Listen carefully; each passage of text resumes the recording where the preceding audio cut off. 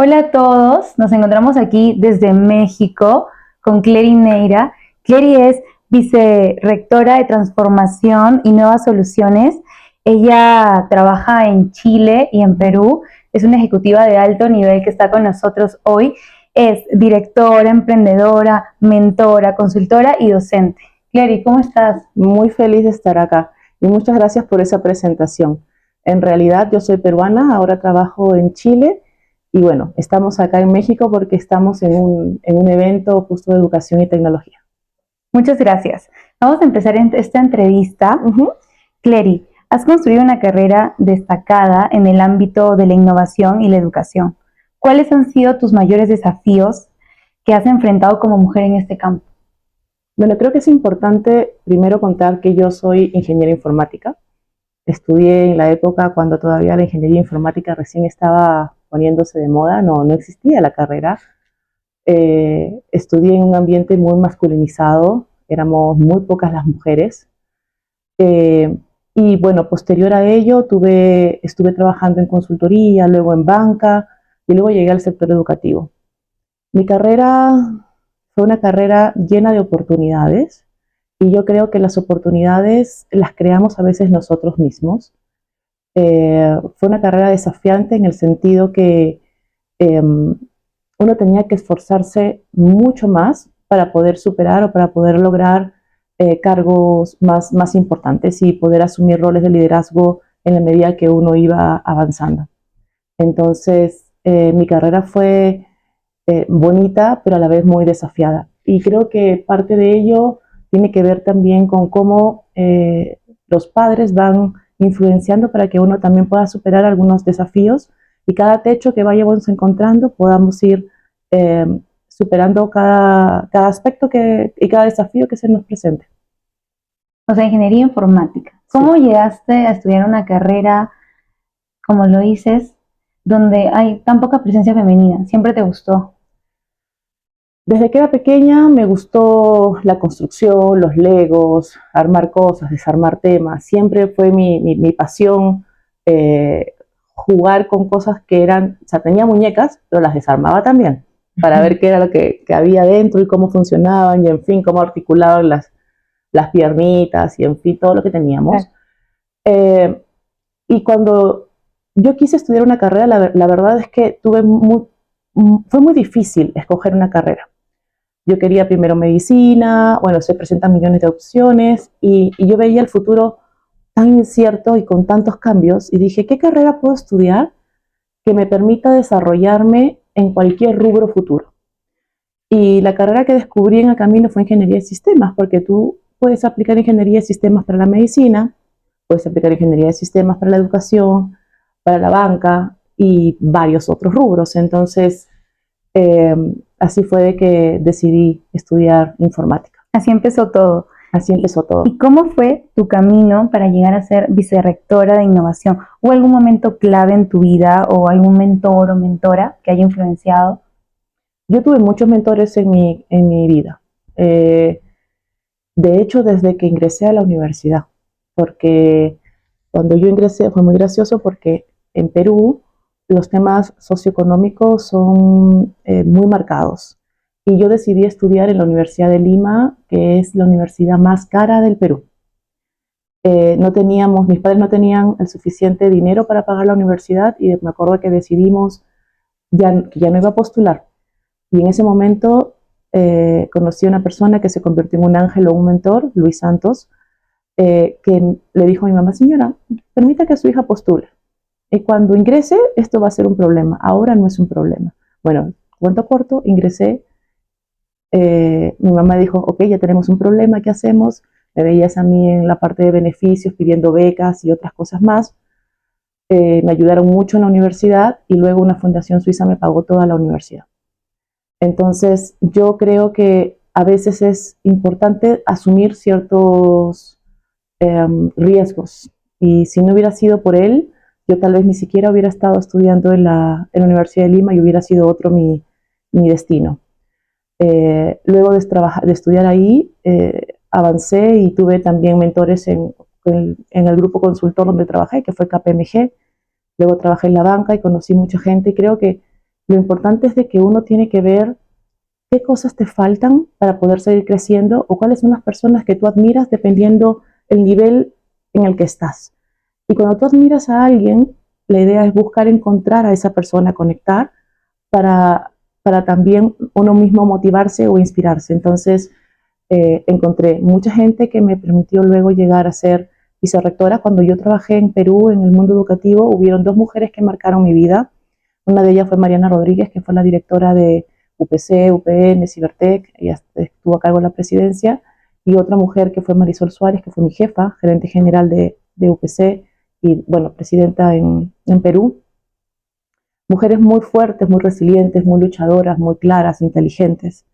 Y bueno, creo que con toda esa inspiración, cuando me ofrecieron el desafío de trabajar en Chile, lo tomé sin dudarlo, para poder seguir aportando a la educación desde Chile y ojalá para toda Latinoamérica o Iberoamérica.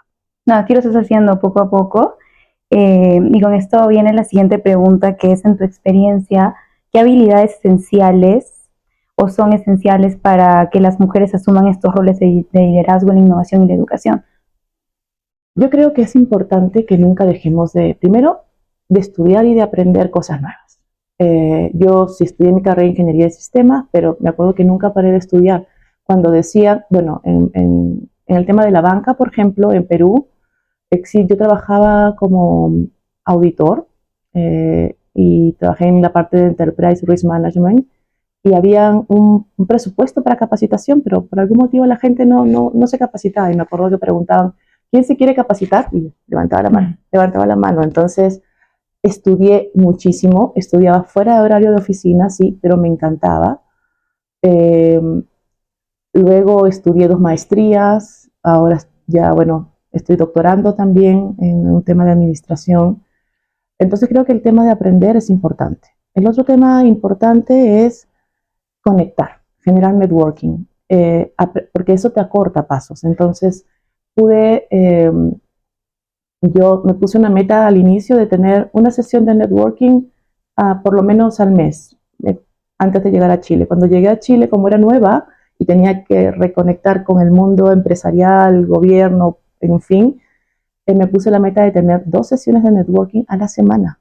Y fue muy duro porque es complejo, pero igual son, yo creo, exigencias que uno se pone dependiendo del nivel en el que estás. Entonces, primero, aprender constantemente. Segundo, trabajar en tu red de networking y de colaboración. Tercero, entender de que estamos en constante cambio en el mundo, entonces tenemos que adaptarnos, tenemos que ser flexibles, tenemos que ser resilientes. Creo que otro tema importante para las mujeres para desarrollar capacidades es escuchar y tener la humildad de entender de que no sabemos todo y que está bien equivocarnos y que está bien pedir ayuda. A veces no pedimos ayuda y eso hace de que nuestros caminos sean más largos para obtener resultados. Pedir ayuda es parte del proceso de crecimiento de las personas y no todos tenemos por qué saber todo. Entonces, creo que esas cosas son importantes para poder desarrollar capacidades de liderazgo. Y el otro tema es que no solamente tenemos que cultivarnos mentalmente, sino también tenemos que cultivarnos espiritualmente y corporalmente, porque la fuerza física nos ayuda en nuestro tema mental y la parte espiritual también nos ayuda en la parte mental. Entonces, ahí hay que buscar un balance entre la mente, cuerpo y espíritu. Estoy de acuerdo contigo. Bien dicen que si la mente no está bien, nada está bien. Y bueno, ahora voy a seguir a otra ronda de preguntas. Dale. Desde tu posición, ¿cómo ves la participación de las mujeres en la innovación, en el ámbito académico, empresarial, tal vez en la IA? ¿Crees que hemos avanzado lo suficiente? Definitivamente no. O sea, no hemos avanzado lo suficiente. Tenemos una brecha que está declarada en temas de equidad de más de 130, que dicen de que tienen que pasar 135 años para poder lograr la equidad entre el hombre y la mujer. Imagínate, 135 años. Entonces, estamos bastante lejos de estar en lo que corresponde. Sin embargo, a nivel de investigación, faltan muchas mujeres todavía. Es por eso de que hay muchos inventos y avances, no solamente tecnológicos, sino en otras áreas, que están pensadas muy desde el rol del hombre, porque al final quien hace el research, quien hace la investigación es el hombre. Necesitamos más mujeres en el mundo de investigación. Tenemos solamente a nivel de tecnología el 28% de las mujeres en el 2020 ocupaban puestos relacionados con tecnología, sin hablar puestos de liderazgo. Entonces ahí también tenemos una brecha.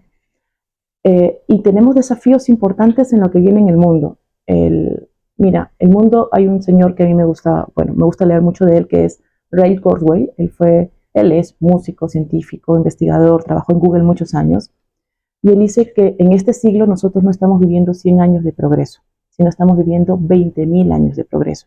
Jamás en nuestra historia humana hemos vivido tal cantidad de progreso impulsado por la tecnología. Entonces, ¿cómo hacemos para que las mujeres tengan un rol más activo, participen y apoyen en los procesos productivos y en los procesos de país? Tenemos que asegurar políticas públicas para fomentar eso, tenemos que fomentar en conjunto, como decía hace un momento, mayor capacidad, tenemos que tal vez romper algunos estereotipos, porque existen aún muchos paradigmas que nacen desde la casa, desde el lugar donde la mujer es la princesa, es la persona que juega solamente con muñecas y es la persona que viste de rosado, cuando tenemos, esos son estereotipos que al final tenemos que ir entre nosotros venciendo, tenemos que generar más mujeres en STEM, más mujeres en investigación, más mujeres en tecnología. La brecha en ciberseguridad es amplísima, van a faltar hombres, mujeres, van a faltar profesionales en ciberseguridad y también está declarado por varios estudios. Hay un estudio de Deloitte que dice de que las empresas que tienen mujeres generan 1.7 más innovación. Y esto está fomentado porque nosotros miramos el mundo distinto a los hombres y por eso nos complementamos. Generar creatividad, generar innovación es importante en las organizaciones. Por eso es una estrategia de las empresas, debe ser una estrategia de las empresas considerar más mujeres dentro de sus empresas y no en cargos que sean operativos, sino en cargos en los que también sean de liderazgo, tácticos, decisores y que estén fomentando realmente valor en la organización. Sí, estoy totalmente de acuerdo contigo, Clary. Y por eso también te quiero preguntar sobre las políticas. ¿Qué iniciativas o políticas han impulsado para promover la participación femenina en ciencia, tecnología e innovación? ¿Conoces algunas? Hay varias y creo que depende mucho de cada país. De hecho, en Chile hay unas políticas muy fuertes e importantes en las que se fomentan la equidad y la inclusión. Hay proyectos, por ejemplo, para incorporar salas cuna en las empresas. Hay proyectos también para políticos en los que se fomenta que hay más beneficios para que las mujeres puedan estudiar carreras STEM. De hecho, hay instituciones también de que dan becas adicionales a las mujeres para que puedan estudiar en STEM. En Chile hay algo que le llaman Corfo, que es como en Perú lo que era Innovate, ya no sé cómo se llama ahora, en el que se generan fondos de innovación o fondos para fomentar el emprendimiento. Hay fondos especiales para fomentar el emprendimiento con mujeres. El tema es que no todo se aprovecha porque la mirada que tienen las mujeres hoy, por lo menos en la masa, son miradas en las que todos los roles que involucra a la mujer, ser mamá, ser hija, ser cuidadora, trabajar, etcétera, tienen una mirada que en algunos casos son más adversas al riesgo. Entonces no toman en algunos casos todas estas oportunidades y políticas que se están presentando. Mira que hay un tema bien interesante. En Chile la tasa de natalidad ha bajado muchísimo. Antes se tenía por encima de 1.5 hijos por familia, ahora se tienen menos de 1.17 me parece. Y esto tiene que ver con que la mujer ve tan relegado su rol como empresaria, trabajadora, desarrollando capacidades internas por ser mamá, que está dejando de ser mamá. Está dejando de generar, tener hijos y los núcleos familiares tienen una dinámica distinta. Y eso obviamente tampoco aporta a la sociedad. Si imaginamos cómo va a ser el mundo de acá a 10 años, la tasa de envejecimiento va a ser muy alta y vamos a tener gente de por encima de 50 años que va a ser por encima del 40% de la población. Entonces, y eso está genial, pero tenemos que también generar trabajo para estas personas que van a tener más de 50 años. Así es que políticas públicas hay varias, yo creo que algunas les falta articular para potenciarse y creo que en otros casos también nos falta trabajar más entre países, porque hay cosas que están haciendo bien en algunos países y otras que se hacen bien en otros países, pero no estamos trabajando en articular y colaborar en que esas políticas sigan generando valor para el país a través de las mujeres, porque es una capacidad productiva que tenemos que aprovechar. Sí, y bueno, te iba a preguntar algo sobre las barreras, pero ya me has mencionado algunas. Me parece muy interesante lo que me comentas de cómo ha bajado la tasa de maternidad en Chile. De natalidad, sí. Y eso está pasando también aquí en México. En Perú no tengo el dato, pero seguramente que también estamos atravesando problemas similares. Entonces, cuéntame, ya me has mencionado algunas, pero tal vez otras diferentes. ¿Qué barreras crees que son las más difíciles para las mujeres derribar, especialmente las que están en la tecnología, la innovación y en la educación? Mira, hay barreras psicológicas, hay barreras físicas y hay barreras mentales, un poco yendo en lo que habíamos hablado anteriormente. Psicológicas están relacionadas con esta capacidad de que la mujer tenga, se presente ante el mundo y dé a conocer las cosas que está haciendo o las cosas que todavía le falta desarrollar. Tienen tanto miedo y tanta culpa en algunos casos por dejar a las familias, por dejar a los hijos, etcétera, que ese tema psicológico de alguna forma afecta su balance y a veces cuando no tienen un apoyo, una mentora o un mentor que los apoya a salir adelante, retrasa su desarrollo profesional. A nivel físico, porque yo no sé si ustedes saben, hay unas estadísticas relacionadas con cuánto tiempo le dedica una mujer al hogar, tenga o no tenga hijos. Y la cantidad de horas que le dedica al hogar es más del doble del que el hombre le dedica al hogar. Por un tema de historia, por un tema tal vez hasta de la propia naturaleza de la mujer, X. Pero eso obviamente hace que la mujer termine agotada entre las horas que le tiene que dedicar al trabajo, más las horas que le tiene que dedicar a la casa, al hogar o a ser cuidadora, porque a veces son las cuidadoras de los padres, etcétera, terminan afectando el tema físico y una barrera física que también tenemos que ver cómo apoyamos, cómo generamos una red de apoyo para que las mujeres puedan colaborar y para que puedan entre tal vez las organizaciones y otras entidades generar más oportunidades para que ellas puedan seguir trabajando. Y a nivel mental, porque estas dos anteriores no permiten que nos desarrollemos a aprender y adaptarnos, que era lo que te decía anteriormente. Entonces, las barreras físicas, psicológicas, mentales, estereotipos, temas hasta de políticas públicas que habíamos hablado, generan un entorno y un ecosistema que en verdad que es vicioso en el sentido de que no aporta. O sea, estamos desarrollando algo positivo por un lado, pero por otro lado es como que no hay coherencia. Entonces, eso no permite que evolucionen las mujeres y que todavía puedan tener un protagonismo como corresponde en el trabajo y en la sociedad. Eri, ¿y tú consideras que has sido alguna vez víctima de estas barreras? Muchas veces, muchas veces. Desde que una persona levanta la voz en una reunión y trata de minimizar lo que uno está diciendo porque simplemente eres mujer, y, o en otros casos, brechas salariales, en donde uno tiene que exigir y decir, oye, pero si, bueno, yo tenía acceso a mucha información, siempre me encantó, te decía, estudiar, entonces yo tenía estudios de mercado de diferentes empresas donde veía cuáles eran los salarios y ahí no los diferencian por hombre y mujer, son los salarios de acuerdo al perfil y a la posición y el resultado que tú brindas a la organización. Y tú veías tu salario y veías el que estaba y obviamente había brechas. Entonces, o personas, o tus homólogos.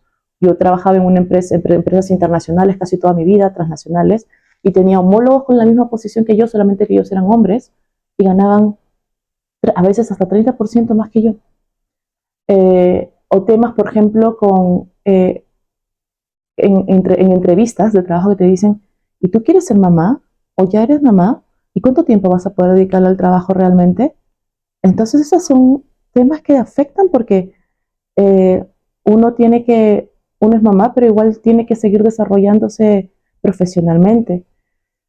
Yo creo que hay muchos temas. Y en el tema, por ejemplo, cuando te decía que alguien impone su idea, etcétera, yo tuve la suerte de, siempre fui muy directa y práctica. Yo creo que eso me ayudó en la vida mucho. Y cuando yo veía algo que era injusto, yo daba a conocer lo que no me parecía correcto. Entonces, podía estar en una reunión en donde levantaban la voz y simplemente era, ahora me permiten hablar a mí, tengo un punto de vista que tengo que dar y y comienzas con tu... Pero hay mujeres que se pueden sentir intimidadas con eso.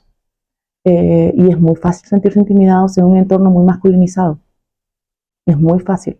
Pero yo creo que si las mujeres sabemos que hay varias que pasamos por estos temas, podemos apoyarnos también, porque también hay un tema que el hombre también quiere participar y quiere apoyar a las mujeres, solamente que en algunos casos venimos de un comportamiento tan habitual y es como que estandarizamos cosas que son aparentemente normales, como por ejemplo que la mujer, como desde los adolescentes, ¿no? Si una familia tiene un hijo hombre y un hijo mujer, el hombre puede llegar más tarde a la casa, a la mujer no. O temas como, por ejemplo, primero les servimos la comida a los hombres y luego a las mujeres. Esas son cosas que pueden ser indirectas, pero generan un mensaje psicológico que al final pareciera que están diciendo de que las mujeres están después que los hombres. Sí, es literalmente todo lo que nos cuentas son cosas que vimos día a día, todas las mujeres. Y mi siguiente pregunta es sobre la educación. ¿Cómo puede la educación contribuir a cerrar esta brecha de género entre la innovación y la tecnología? La educación es un arma poderosa, como decía Gandhi, y la educación es la mejor manera para todas las personas, hombres y mujeres, para exigir sus derechos y para desarrollarse como personas en todo su potencial.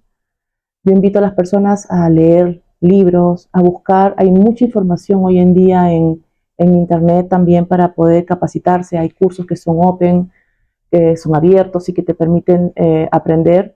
Y también hay muchas instituciones educativas que brindan apoyo para estudiar. Hay educación online que antes uno quería estudiar en España y solo tenía que viajar o en cualquier otro país. Hoy no.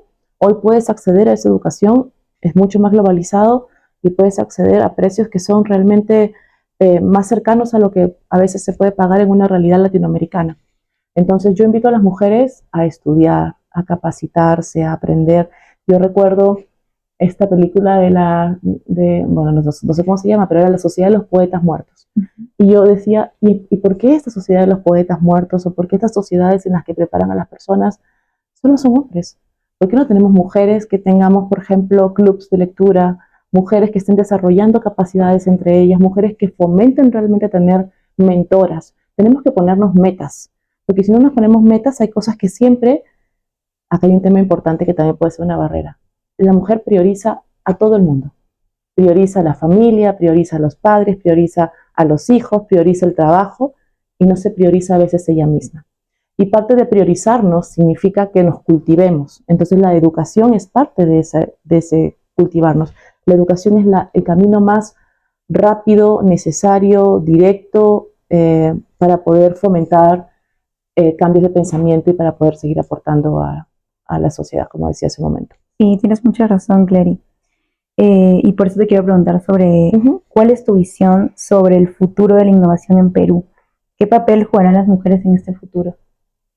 A ver, yo creo que la innovación en Perú y en general la innovación en el mundo está, eh, está muy activa porque las empresas se han dado cuenta de que si no innovan en sus círculos, en su núcleo empresarial y en su organización, es muy probable que desaparezcan. ¿Por qué van a desaparecer? Porque habíamos comentado anteriormente que existen muchos cambios en el mundo, ¿no? Ya no vivimos 100 años de progreso, sino 20.000 años de progreso. Por tanto, si vivimos 20.000 años de progreso, tienen las organizaciones que adaptarse e innovar de manera constante para poder acceder a generar beneficios para las nuevas demandas que existan en el mercado. Eso involucra que van a necesitar más gente para innovar. Y esta más gente para innovar tiene que ser, tenemos que aprovechar esta masa femenina que existe. Entonces, hay cosas que se han realizado, por ejemplo, en laboratoria, en Perú, donde capacitan a mujeres que salen desde los 18 años para que puedan ser front-end y para que puedan aplicar de manera rápida apoyar de manera rápida a las empresas. Existen otras sociedades como por ejemplo Singer Innovation, me parece, bueno, no me acuerdo el nombre exacto, pero fomentan campeonatos de innovación para que las mujeres también puedan participar y hay varias empresas que están trabajando en eso. Entonces, yo creo que la innovación en Perú requiere de más mujeres, requiere de más investigadoras y tenemos que generar espacios para que las mujeres puedan participar de manera más activa. Si uno se pone a ver cuáles son las hackathons o los desafíos o un poco cuáles son los presupuestos asignados a los emprendedores y que son mujeres, te puedo apostar de que hay una brecha todavía importante entre hombres y mujeres, así es que nos conviene a todos seguir aportando en esa línea. Sí, seguramente esa brecha existe y más en Perú, que hay muchísimos programas de innovación como ProInnovate, pero no están enfocados solo para mujeres. Es como un concurso muy general. Es lo que te comentaba, ProInnovate es parecido a Corfo, pero Corfo en Chile tiene fondos específicos para emprendedoras mujeres. O sea, por ejemplo, si el emprendimiento es de mujer, te dan más puntaje. Si las socias, ¿por qué te dan más puntaje? Porque se quiere desarrollar el emprendimiento femenino. ¿Por qué? Porque con eso también le das capacidad económica, independencia económica a la mujer para que pueda seguir aportando y generando valor. Aparte que es parte del proceso productivo del país.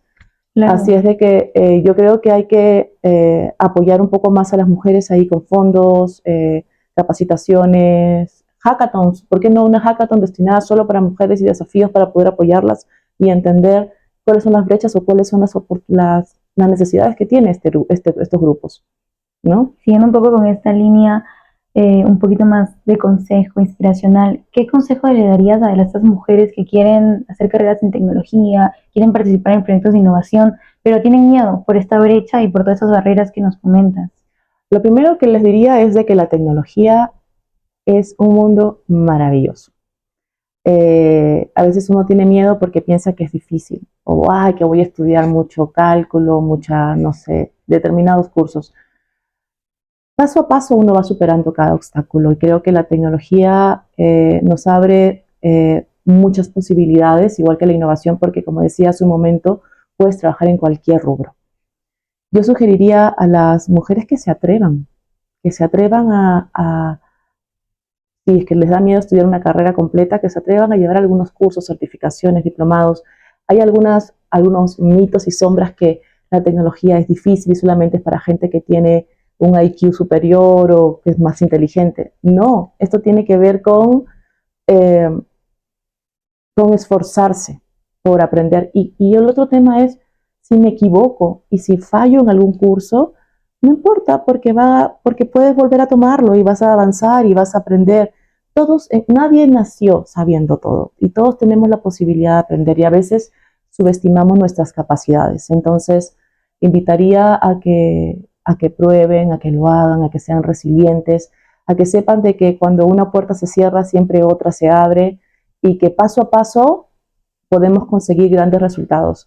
Y voy a decir algo que tal vez es muy básico ya, pero a mí me encanta hacer trekking y a veces, bueno, me tocan así como cerros muy, muy altos.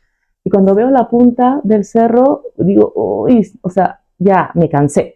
Y solamente he avanzado, no sé, 1 hora de camino y veo la punta del cerro y sé que me van a faltar como 3 horas. Y a veces digo, no, ya estoy muerta, estoy cansada, en fin. Y después lo que hago es digo, ok, vamos a ir paso a paso. Y bajo la mirada y comienzo a ver, ya no veo la punta. Comienzo a ver mis pies que están yendo firme, comienzo a pensar, bueno, en X cosas. Y volteo a la derecha, a la izquierda, a ver la naturaleza.